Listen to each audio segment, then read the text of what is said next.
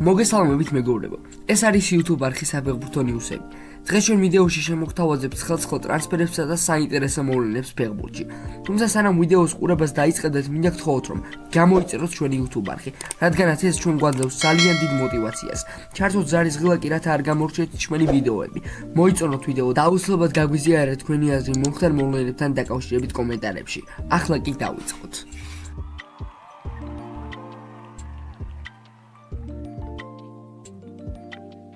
საფრანგეთის ლიგა 1-ის 21 ტურში ხვიჩა კვარაცხელიას პარი სენ-ჟერმენი მონაკოს დაუპირისპირდა. ქართველი ფეხბურთელის გუნდმა 4-1 იმარჯვა, რაშიც წვლილი კვარამაც შეიტანა და პესედეს მაისურით სადებიუტო გოლი შეაგდო.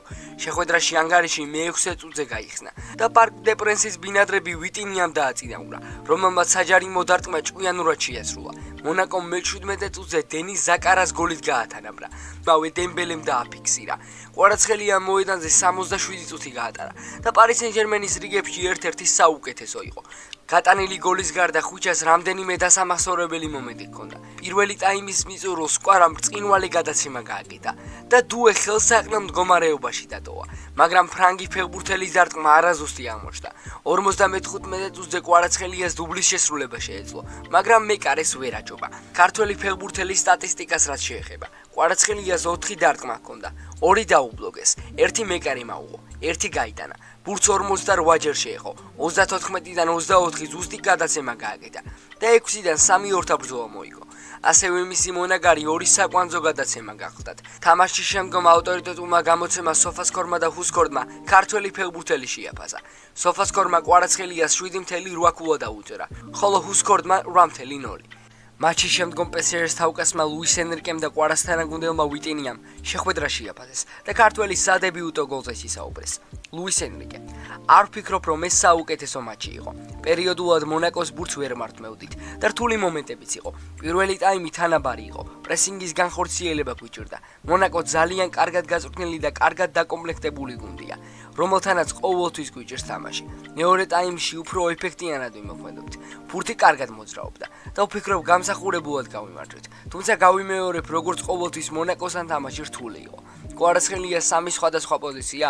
კვარას ფეხბურთის ყველა გულშემატკივარი ძალიან კარგად იცნობს, თუმცა ჯერ კიდევ გვაკვირდებით, რომელ პოზიციაზე გრძნობს ის თავს ყველაზე კარგად. ბრედლი ბარკოლასაც შეუძლია ცენტრში თამაში. კარგად თამაშობს ფლანგებზეც. იმავეს ხმას შემიძლია უსმან დემბელეზეც. თამაშის მიმდინარეობიდან გამომდინარე ვიღებთ გადაწყვეტილებებს. ეს ეხება ლიკანგისაც, დეზირე დუესაც. ვცდილობთ, რომ შემტევებმა სხვადასხვა პოზიციაზე ითამაშონ. კვარას რომ დაუბრუნდეთ, მას შეტევაში 3-ვე პოზიციაზე შეუძლია თამაში. დღეს თავისი მომენტი იდეალურად ნამდვილი ცხრიანივით გამოიყენა. ამას აკეთებდა ყოფილ კლუბშიც და ნაკრებშიც. დარწმუნებული ვარ, მომავალში ის დიდ სარგებელს მოგვიტანს. ვიტინია: ბედნიერი ვართ, რომ ხვიჩა თავისი პირველი გოლი გაიტანა. ეს მას გაათავისუფლებს. მარტივი არაა სეზონის შუა ნაწილში სხვა ქვეყნიდან ჩამოხვიდე. გუნდ ძალიან კარგად შეეწყო და თავისუფლება მიუღეს, რათა თავი კომფორტულად იგრძნოს. იმედი მაქვს, ეს გოლი ბოლომდე გაათავისუფლებს და უკვე ძალიან გვეხმარება. გარდა ვიტინიასა და ენრიკესა, ხვიჩამ საკუთარი თამაში თავადაც შეაფასა. მსოფლიოში უბედნიერესი ადამიანი ვარ. საუკეთესო შეგრძნებაა ასეთ საუთა სტადიონზე ასეთი ბრწყინვალე გულშემატკივრების თვალწინ გოლის გატანა. გევრი ვიმუშავე, რათა პირველი გოლი გამეტანა და მინდოდა ეს მალევე მომხდარიყო. ამ საოცარ გუნდთან ერთად მუშაობა უნდა გავაგრძელო. აქ ყველა ძალიან კარგად მექცევა და ბედნიერი ვარ, რომ პარი სენ-ჟერმენის რიგებში ვთამაშობ. ამით ძალიან ვამაყობ.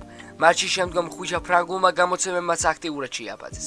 ფუტომერკადო კლავინდებურად ძირითად შემადგენლობაში გამოჩენილმა ქართულმა ვარსკვლავმა საკუთარი თავი უკვე წარმოაჩინა. ეფექტური დრიბლინგები ჰქონდა, მობილური იყო და პრესინგზე აქტიურად დადიოდა. ლუის ენრიკეს სისტემაში სხვადასხვა პოზიციაზე გიწევს თამაში და კვარაცხელიას ბევრს მოძრაობდა და გადამწყვეტ მომენტში როგორც იქნა თავი გამოიჩინა. მან მონაკოს მცველი დააბნია და საკუთარი გუნდი დააზნაურა. დუბლის გაფორმებაც შეეძლო და გამორჩეული მატჩი ჰქონდა. მიქსფუთი ბურთთან ერთად ძალიან სუფთა იყო და ზუსტი გადაცემები ჰქონდა. ქართულმა ფეხბურთელმა ბრწყინვალე ტექნიკური უნარები გამოაჩინა, მაგალითად მისი მოძრაობა სადებიუტო გოლისას, კინაღამ დუბლის გაიფორმა და 67 წუთზე გონსალო რამოსმა ჩაანაცვლა. პარის მასი. კვარას პირველი ტაიმის შეფასება ძალიან რთულია. საინტერესო რაღაცეები გააკეთა, მაგრამ იყო მომენტები, როცა ნაკლებად ცოცხალი გახდათ და მარტო თამაშობდა. მცველებისგან გათავისუფლდა და გოლი გაიტანა, მაგრამ თავის სხვა კარგი რაღაცეებითაც დაგვამახსოვრა. 9-მინი სწორგზაზე დგას და გოლების გაიტანა, მაგრამ შესაძლებლობები სრულიად ჯერ არ გამოულენია. პარიზულ კოლექტივში თავს უფრო და უფრო კომფორტულად გრძნობს, თუმცა გარკვეული ეჭვები და ყოყმანი ეტყობა შეტევით ფაზაში, როცა ინსტინქტი და რისკის გაღებაა საჭირო. 54 წუთზე მავისმა ბოლომდე დააბნია და ქართველმა ფეხბურთელმა პარკ დე პრენსზე პირველად იზეიმა. ასევე გარდა ფრანგული გამოცემებისა, კვარა სადებიუტო გოლზე იტალიური მედიაც აქტიურად წერს. არია ნაპოლი. კვარამ ლამაზად ითამაშა და პარიზელი კომაგები გაახარა, რომლებიც სტაჟს დიდხანს უკრავდნენ. ხვიჩამ თავისი უზარმაზარი ნიჭი ახალი პუბლიკის წინაშე აჩვენა. ქართველს შემტევაში ნებისმიერ პოზიციაზე შეუძლია თამაში. ის მოედანზე დიდი სისწრაფითა და არანორმალური დრიბლინგით მოქმედებდა. ხვიჩა მარჯვენა ფეხით თამაშობს, თუმცა ცაციასაც კარგად ხმარობს. ჯანფრანკო ძოლასა და კიდევ ბევრი იტალიელი სპეციალისტის ჯორჯ ბესს აგონებს. ნეაპოლელებს მისი დაკარგვა ჯერაც ვერ მოუნელებიათ. ეს ბოლომდე ჯერ კიდევ ვერ გაიაზრეს. ნაპოლის კომაგები კვარას ბოლომდე უგულშემატკივრებენ, რადგან იგი სკუდეტოს ერთ-ერთი აბსოლუტური გმირია. ცნობისთვის 21 ტურის შემდეგ პარი სენ-ჟერმენი ლიგა 1-ში დაუმარცხებლად მიდის და მის ანგარიშზე 16 მოგება და 5 პრია. ლუის ენრიკეს გუნდს 53 ქულა აქვს.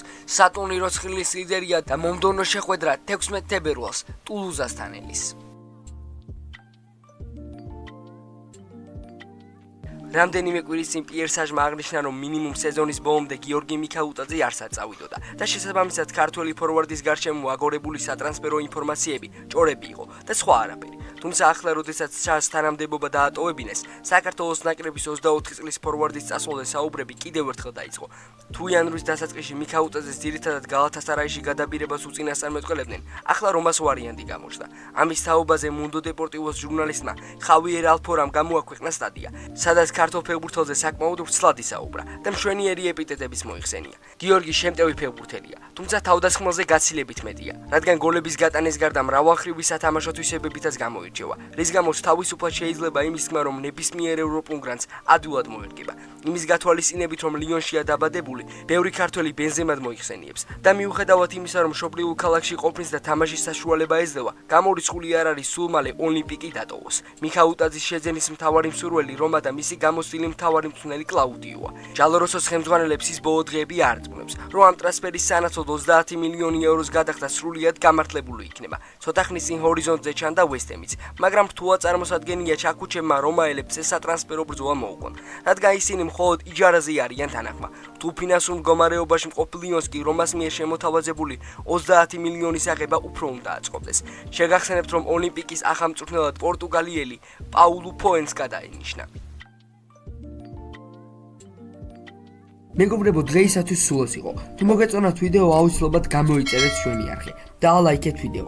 ასევე არ დაგავიწყეთ გამოიჭროთ ჩვენი Instagram და TikTok გვერდები. ჩვენ კი შევხვდებით შემდეგ ვიდეოში.